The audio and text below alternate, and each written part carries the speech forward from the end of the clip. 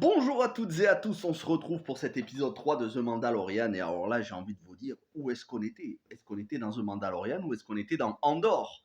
Je me suis régalé, je ne m'attendais pas à autant de développement. Parce que là, clairement, on part dans la direction que j'avais anticipée dans l'épisode 1. Rappelez-vous, dans ma vidéo, j'avais dit, petit à petit, cette série va faire le lien avec la postlogie 7, 8, 9. Et c'est vers quoi on se dirige. En tout cas, c'est ce que je pense sincèrement. Vraiment, je pense que tout au long de cette saison et des prochaines saisons qui sont d'ores et déjà prévues, la saison 4 est écrite et ça ne s'arrêtera pas là, je pense que petit à petit, on va avancer dans le temps et on va faire le lien avec le Premier Ordre. Et ensuite Snoke, qui, on le sait, est le clone de Palpatine, pour ceux qui ont vu la postlogie. Donc, étant donné que cet épisode est centré sur le clonage et se passe pour 80% de l'épisode à Coruscant, je pense qu'on se dirige vers là-dessus.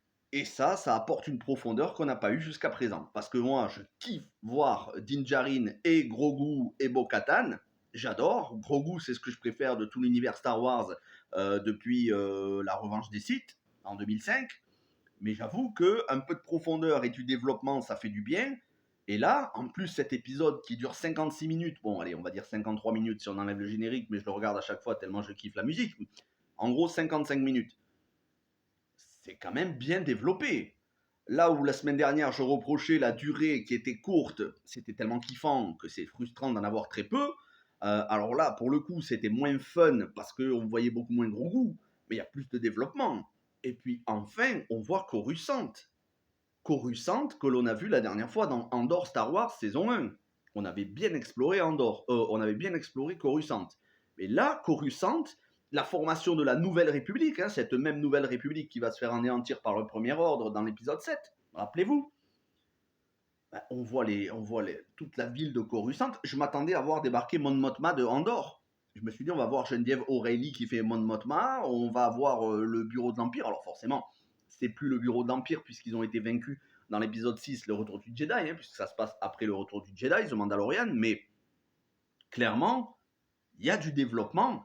Et même si vous avez fait attention, lorsque on a le docteur Pershing qui était dans la première saison, qui travaillait pour Moff Gideon et qui faisait des expériences sur Grogu, lorsqu'il se balade avec le bras droit, la fille qui était le bras droit de Moff Gideon, on peut voir un petit peu des gens qui font des tours de magie, d'autres qui font de la musique, et on entend le thème, un des thèmes de Star Wars, des films Star Wars. Alors je pourrais plus vous dire si c'est la prélogie ou la postlogie ou je sais plus, honnêtement. Ça fait un petit moment que j'ai pas revu les films, mais on entend clairement des thèmes qui sont présents dans les films. C'est ce que fait Jon Favreau avec cette série.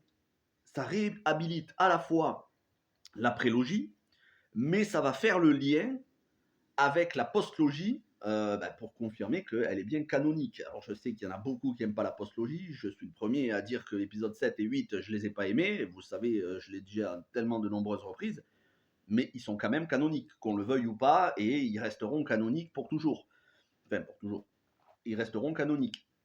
Donc, c'est quand même une bonne chose de rattacher les films grâce à cette série. Donc, petit à petit, c'est en train de se diriger vers le clonage qui va être utilisé. On sait que, il me semble que j'avais lu que ça avait été annoncé, on va avoir un retour de Moff Gideon, donc Giancarlo Esposito. Et puis à un moment donné, il faut bien arriver à cette technique de clonage qui a été utilisée pour cloner Palpatine. Palpatine qui est normalement sur Exegol en ce moment, puisque son corps très abîmé était en reconstruction et ensuite il a essayé de faire du clonage, ce qu'on a appris dans l'épisode 9, que beaucoup détestent, et pour le coup, moi l'épisode 9 de Star Wars, je l'aime bien, mais honnêtement, je me dis que petit à petit, avec cette histoire de clonage, on va en arriver clairement à ce que Moff Gideon récupère cette technologie, et ensuite peut-être qu'il va la mettre à profit soit de quelqu'un d'autre, soit directement de l'empereur dans les régions inconnues.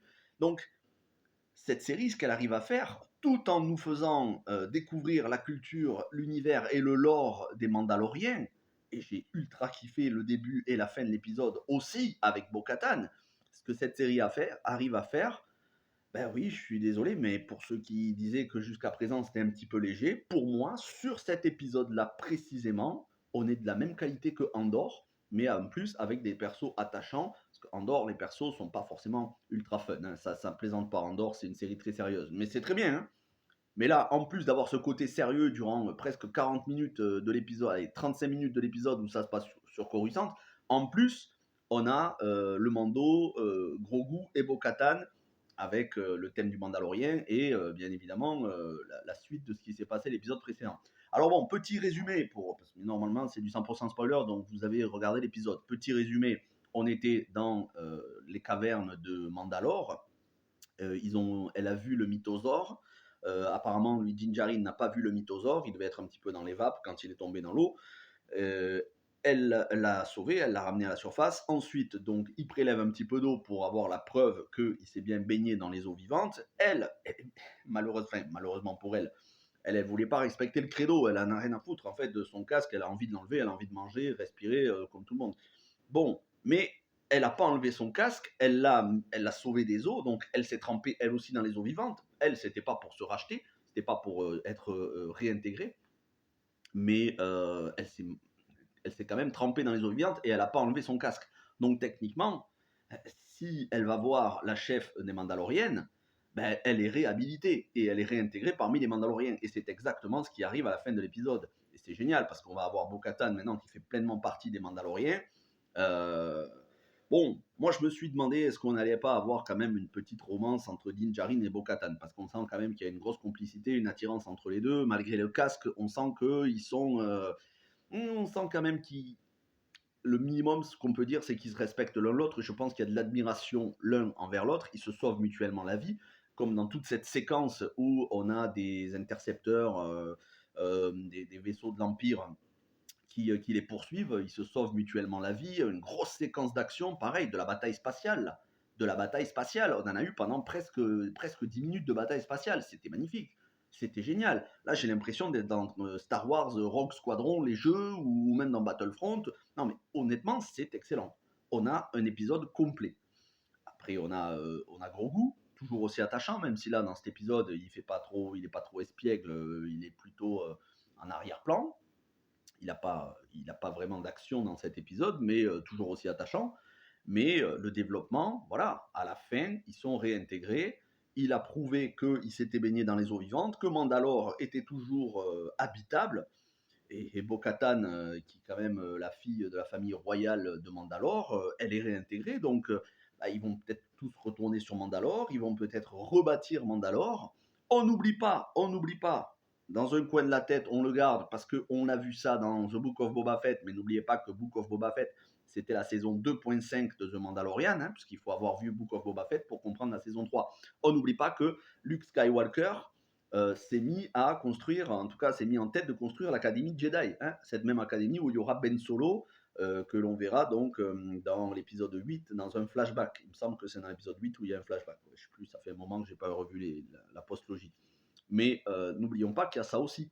Donc en parallèle à la redécouverte, la reconquête de Mandalore, le clonage, les recherches qui vont se poursuivre sur le clonage par des agents de l'Empire, puisque on a toute cette séquence sur Coruscant où on a ces anciens membres de l'Empire qui sont dans un programme d'amnistie, de réamnistie, donc de réintégration, c'est-à-dire bah, ils essayent de racheter leurs fautes passées.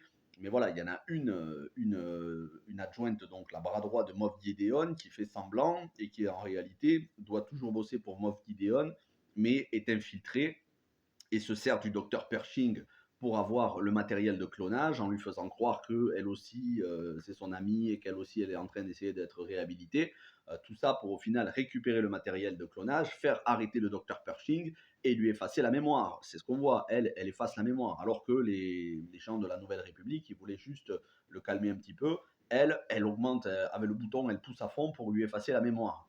Donc elle va récupérer ça pour pouvoir la mener à Moff Gideon et qui ensuite ils vont poursuivre les expériences de l'Empire, du nouvel Empire, du Premier Ordre sur le clonage et on aura la chute de la Nouvelle République dans l'épisode 7. Donc en plus de la reconquête de Mandalore et de tout l'arc narratif autour de l'enfant de Grogu qui n'est pas fini. On ne sait pas encore exactement qui est Grogu. Est-ce que ce ne serait pas un clone de Yoda? Parce qu'on commence sérieusement à nous parler de clonage dans la série. Bon, on le faisait déjà depuis le premier épisode, mais là, on nous en parle de plus en plus. Donc, est-ce que, au final, on n'aurait pas la reconquête de Mandalore, la formation du Premier Ordre et, dans le même temps, la formation de l'Académie Jedi par Luke Skywalker, que l'on verra peut-être dans Ahsoka, la série. Hein, puisqu'on sait que Ahsoka, ça va se passer, voilà, ça va arriver dans pas longtemps, et normalement, ça va se passer après The Mandalorian. Alors peut-être que ça se passera avant, mais je ne suis pas sûr. Parce qu'on nous a introduit Rosario Dawson, je pense que c'est pour que ça se passe un petit peu une fois qu'elle a quitté Din Djarin et Luke Skywalker, qu'est-ce qu'elle devient. C'est à confirmer, mais de toute façon, Ahsoka, normalement, ce ne sera pas une seule saison. Je crois qu'il a été confirmé qu'il y aurait une deuxième saison. Donc, autant vous dire que là, ça s'étoffe et qu'on va faire les liens, les ponts entre les différents films. Le lore est enrichi. Ils ont puisé dans l'univers étendu pour rendre certaines choses canoniques. Encore une fois, Absolute, le youtubeur spécialisé Star Wars, vous en parlera mieux que moi de l'univers étendu, mais on sent que clairement, Jon Favreau et Dave Filoni, bon, en l'occurrence ici c'est Jon Favreau, Dave Filoni devait peut-être être occupé sur Tales of the Jedi, la série d'animation, mais on sent que les deux, non seulement ils sont très respectueux de George Lucas, mais ils veulent faire le pont avec les films. Moi, je me suis régalé. Honnêtement, je me suis régalé. C'est tout ce que je demandais à voir. Et ça m'a un peu surpris parce que c'est vrai qu'on fait quand même un gros écart entre les 10 premières minutes de l'épisode et les 5 dernières. Pendant 35 minutes, c'est vrai qu'on a tout ce qui se passe sur Coruscant. J'avais vraiment l'impression d'être dans Andor Star Wars. Mais c'est pas très gênant au final, ça apporte de la profondeur. Mais en tout cas, vraiment, cette série gagne en qualité de saison en saison. La saison 1 était déjà excellente, la saison 2 supérieure. Book of Boba Fett, certains n'ont pas aimé, mais tout ce qui touchait à Mando et à Grogu, c'était excellent. Et là, sur cette saison 3, pour l'instant, j'ai absolument rien à redire. Si tous les épisodes pouvaient faire 50 minutes, je serais comblé. En tout cas, j'ai hâte d'être à la semaine prochaine, l'épisode 4. Vraiment, c'est un régal. Hein. Pour l'instant, je ne suis pas déçu, hein, contrairement à d'autres séries qui ont été en dents de scie. Je ne vais pas en rajouter une couche sur The Last of Us, mais quand même. Là, pour cette série, pour l'instant, je ne suis pas déçu du tout. Hein. Chaque épisode est meilleur que le précédent. Merci d'avoir regardé cette vidéo. N'hésitez pas à la liker, vous abonner, partager, aller voir les deux premières. Et on se retrouve ce soir pour le dernier live de débriefing The Last of Us, épisode final, épisode 9. Et débriefing aussi sur la saison complète. Donc, première partie du live de ce soir, ce sera sur l'épisode 9. Deuxième partie du live, ce sera sur la saison complète avec un invité mystère. Bon, maintenant, je peux vous le dire, puisque j'ai eu confirmation qu'il sera là ce soir. C'est Mr. Fred. Donc si vous appréciez Mr. Fred, sachez qu'il sera là ce soir pour le live The Last of Us. On va se régaler. Merci à toutes et à tous. Demain, on se retrouvera pour une critique d'un film post-apocalyptique. Vous verrez, un très très bon film. Vendredi soir, pour le live sur la saga Underworld avec Kate Beckinsale, les 5 films. Et ce week-end, on verra, peut-être ce week-end, pour une vidéo surprise qui me tient à cœur. Ce sera soit ce week-end, soit le week-end d'après. On verra. Merci à toutes et à tous, passez une bonne semaine, portez-vous bien et ciao tout le monde.